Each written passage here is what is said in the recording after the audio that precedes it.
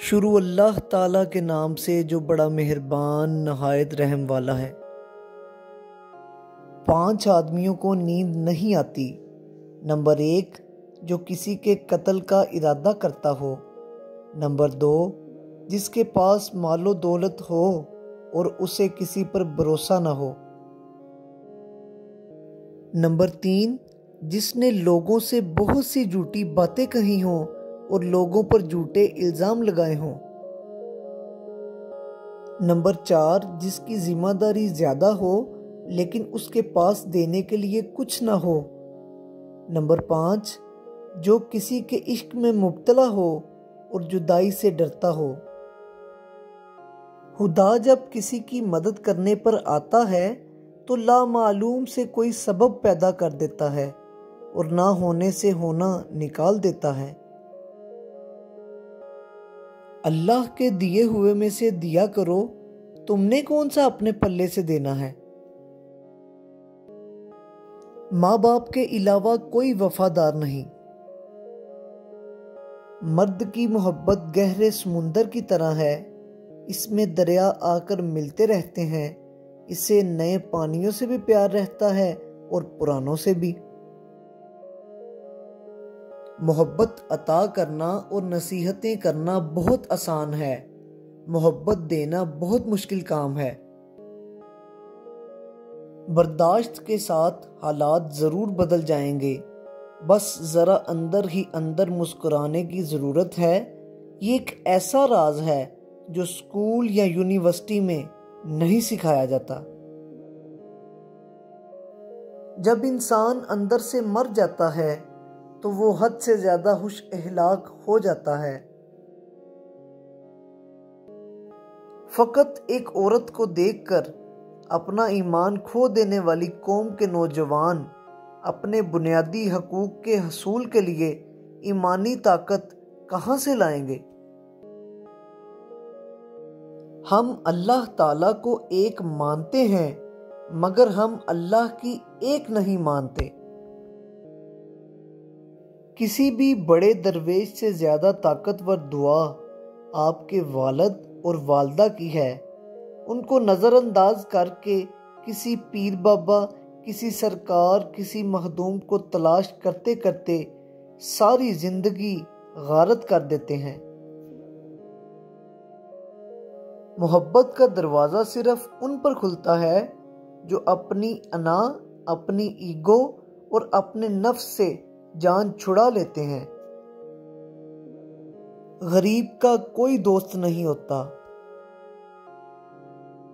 جو ذہن اپنی لذتوں کا غلام اور جو روح اپنی خواہشوں کی قیدی ہوتی ہے، وہ ایک بنجر زمین کی مانند ہے۔ ماں باپ کے علاوہ کوئی وفادار نہیں۔ یہ ٹھیک ہے کہ تم ایک گلاب نہیں بن سکتے، مگر اس کا یہ مطلب تو نہیں کہ تم ایک کانٹا بن جاؤ۔ یہاں ایک راز کی بات ہے اور وہ یہ ہے کہ جو شخص کانٹا نہیں بنتا وہ بالآخر گلاب بن جاتا ہے۔ لوگ اچھی سیرت کے بجائے اچھی صورت کو ترجیح دیتے ہیں۔ دوسروں کی توقعات کے مطابق زندگی بسر کرنے کی وجہ یہ ہوتی ہے کہ ہم ڈرتے ہیں کہ کہیں وہ دوسرا ہم کو چھوڑ نہ دے۔ محبت سے غم اور اداسی ضرور پیدا ہوگی، وہ محبت ہی نہیں جو اداس نہ کر دے۔ عمل علم کے لیے ایندھن کا کام دیتا ہے۔ اگر آپ چاہتے ہیں کہ علم کا الاؤ روشن رہے تو اس میں عمل کا تیل ڈالتے رہیں، ایسا نہ ہو تو اس کی روشنی ماند پڑ جائے گی۔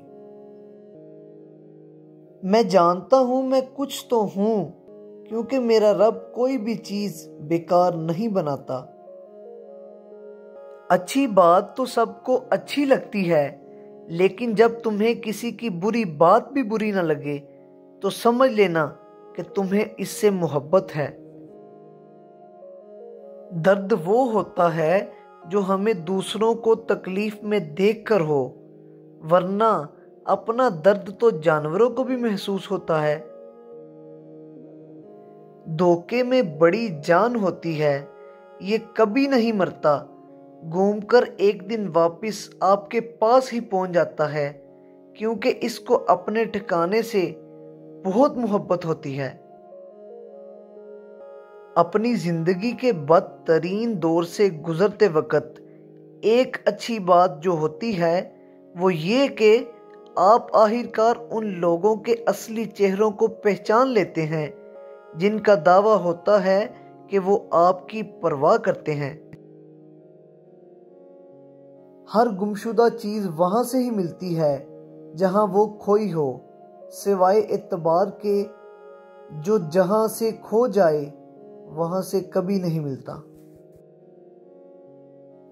मुसलमानों के ना रुकने वाले ज़वाल की वजह यह है कि हमने आसानियाँ तकसीम करने के बजाय रुकावटें खड़ी करने का फ़न सीख लिया है।